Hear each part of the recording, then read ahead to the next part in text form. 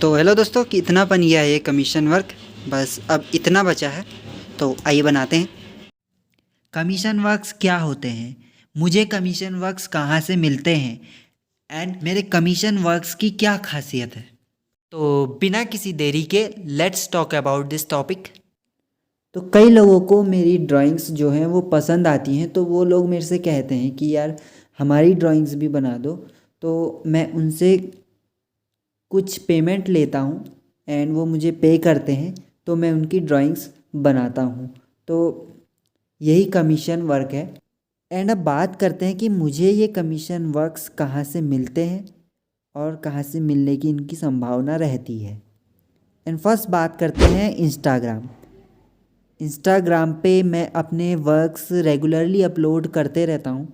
जो वर्क्स अगर लोगों को पसंद आते हैं तो वो मुझसे डायरेक्ट इंस्टाग्राम के थ्रू डीएम या मैसेज, डायरेक्ट मैसेज कर करके वो मुझे कांटेक्ट करते हैं कि हमारा भी स्केच है तो इसको बना दो। तो मैं उनका स्केच बनाता हूँ। एंड ये वर्क भी मुझे इंस्टाग्राम के थ्रू ही मिला है, क्योंकि वो मैम थी, वो मेरे वर्क्स रेगुलरली देखती थी, लाइक करती थी, तो उनको भी पसंद आते थे, तो इसीलिए उन्होंने भी मेरे को कांटेक्ट किया कि कहा ये बना दो। तो ये बनाया मैंने। And second, Gmail. जीमेल के थ्रू भी आप लोग मुझे कांटेक्ट कर सकते हैं या कई लोग करते हैं। तो जीमेल के थ्रू भी आप मुझे कांटेक्ट करके मुझसे पूछ करके कि कौन सा वर्क बनाना है, उसका फ़ोटो आप या रेफरेंस सेंड करके मुझे मैसेज कर सकते हैं। तो वहाँ से भी मैं ये वर्क्स को ले करके ड्रॉ करता हूँ। And third, Facebook page. Friends, मेरा एक फेसबुक पेज भी है, तो उस पर भी आप मैसेज करके मुझे वर्क्स भेज सकते हैं। तो मैं आपको इनके सभी के लिंक मैं आपको डिस्क्रिप्शन में और ये स्क्रीन पे आपको दिखा दूंगा। अगर आप डिस्क्रिप्शन पे जाते हैं तो डिस्क्रिप्शन पे आपको नीचे लिंक दिखेंगे, उनमें से आप मेरी सभी वेबसाइटों का लिंक देख सकते हैं, मेरे इंस्टाग्राम का, फेसबुक का एंड जीमेल का। जीमेल मेरी देख सकते हैं। तो इनके थ्रू आप मुझे कांटेक्ट कर सकते हैं वर्क्स बनाने के लिए। फेसबुक एंड इंस्टाग्राम पर आपको मेरे सभी वर्क्स दिख जाएंगे। उन पे मेरा कैसा वर्क है, मेरा कैसा काम है, आपको वहाँ पर सभी दिख जाएगा। तो आप उन पे ज़रूर विज़िट करें, उनको देखें। एंड एक बात और है कि जो मैं आपका वर्क बनाऊंगा, तो आप इंडिया के कहीं से भी हैं, चाहे आप अलग डिस्ट्रिक्ट से हैं, चाहे आप अलग स्टेट से हैं, तो मैं आपको वहाँ तक आपका वर्क पहुँचा करके दूंगा एंड उसका मैं चार्ज अलग से लूँगा। एंड अब बात करते हैं प्राइजिंग की।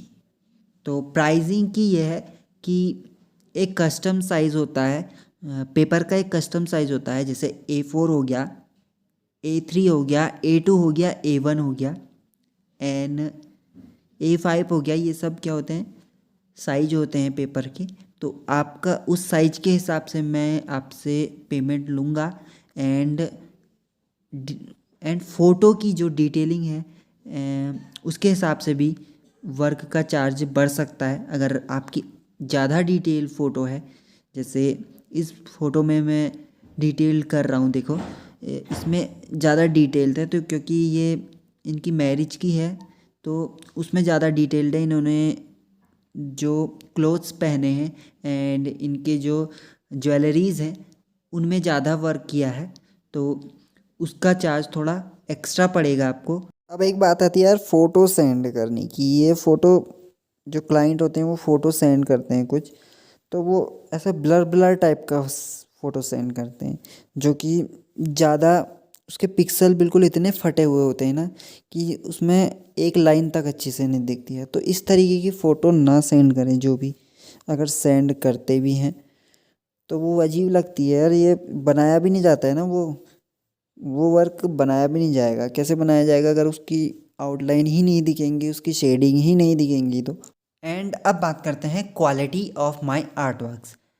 तो आप देख ही रहे होंगे कि मैं अपने आर्ट वर्क्स में कितना एफर्ट लगा करके एंड टाइम लगा करके उनको ड्रॉ करता हूँ। एंड जो कमीशन वर्क्स हैं, कमीशन वर्क्स में तो मैं और ज़्यादा उनमें एफ़र्ट लगाता हूँ एंड और ज़्यादा टाइम स्पेंड करता हूँ एंड उनके एक्सप्रेशन, उनके प्रोपोर्शंस अच्छी से अच्छे लाने की कोशिश करता हूँ, चाहे मुझे कितना भी टाइम लग जाए उनमें।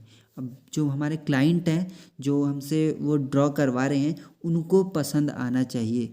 बस मेरी यही वो रहती है कि उनको पूरी तरीके से पसंद आए, और अगर उनको नहीं भी पसंद आते तो मैं उनका दोबारा वर्क बनाऊँगा।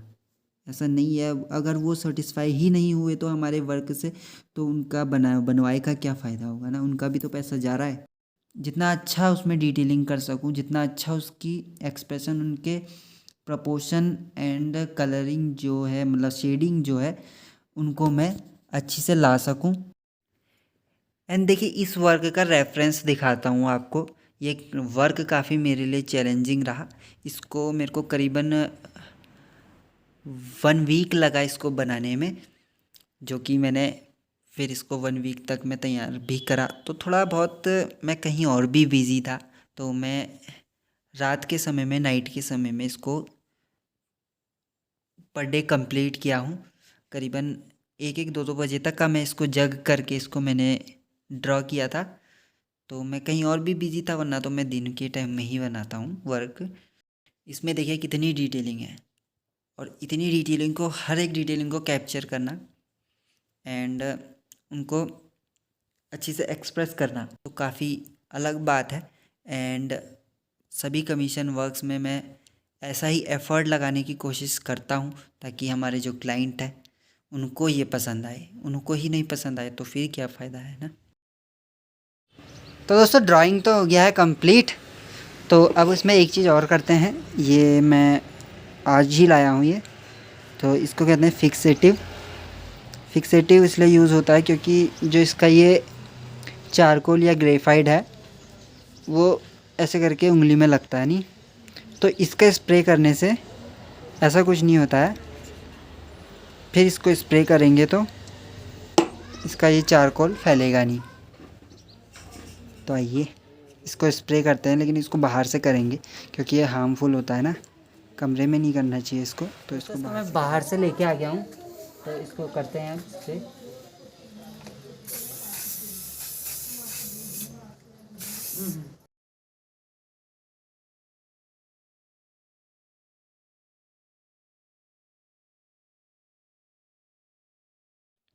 तो अब मैंने कर दिया इस वर्क की पैकिंग, एंड अब मैं इसको क्लाइंट तक कुरियर करके आता हूँ।